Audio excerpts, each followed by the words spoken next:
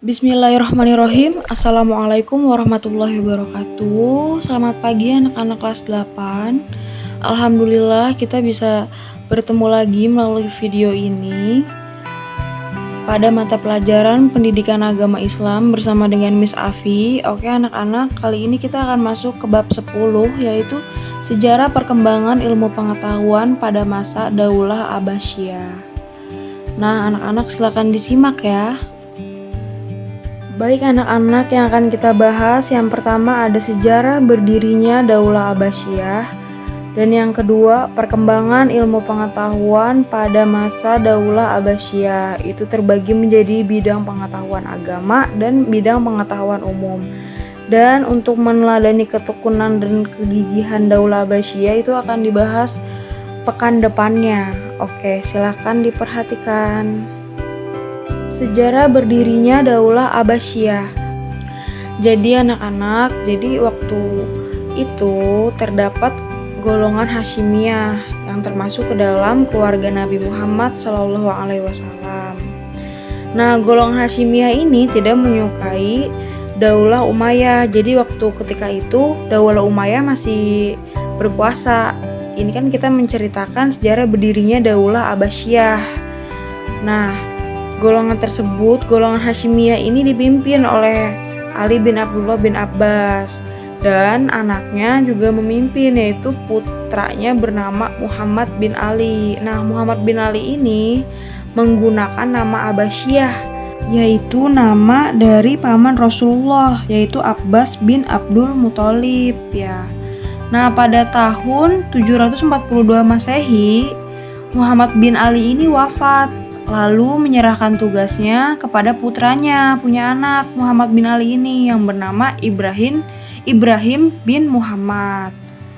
Nah, di bawah kepemimpinan Ibrahim ini, Daulah Abbasiyah ini menjadi semakin besar dan kuat.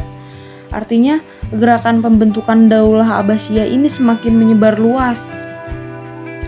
Lalu, pada tahun 744 Masehi, Ibrahim ini memerintahkan Abu Muslim bin Al-Khurasani untuk menyebarkan gerakan pendirian Daulah Abbasiyah di wilayah Khurasan. Lalu Abu Muslim bin Al-Khurasani ini berhasil menguasai kota wilayah Khurasan pada 747 Masehi. Nah, pada 749 Masehi ia juga berhasil menguasai Kufah di Irak. Kemudian Abu Muslim ini beserta dengan para pengikutnya berhasil sepakat mengangkat Abdul Abbas As-Saffah sebagai khalifah pertama Daulah Abbasiyah di Irak. Abdul Abbas As-Saffah ini memberangkatkan pasukannya untuk menyerang Khalifah Marwan bin Muhammad, yaitu khalifah terakhir Daulah Umayyah. Kemudian Khalifah Marwan ini kalah dari Abdul Abbas As-Saffah, maka pemerintahan dan kekuasaan beralih ke tangan Daulah Abbasiyah. Selanjutnya yang kedua yaitu perkembangan ilmu pengetahuan pada masa Daulah Abbasiyah. Pada masa Daulah Abbasiyah ini mencapai puncak keemasannya yang dipimpin oleh Harun ar-Rasyid pada tahun 786 sampai 809 Masehi. Kekayaan negara digunakan untuk keperluan sosial, pembangunan rumah sakit, lembaga pendidikan, farmasi, sehingga muncul sekitar 800 orang ahli kedokteran. Lalu setelah Khalifah Harun wafat diganti oleh Al-Ma'mun. Nah, pada masa pemerintahan Al-Ma'mun ini banyak didirikan sekolah, perguruan tinggi dengan perpustakaan besar, dan pusat penerjemahan buku-buku asing.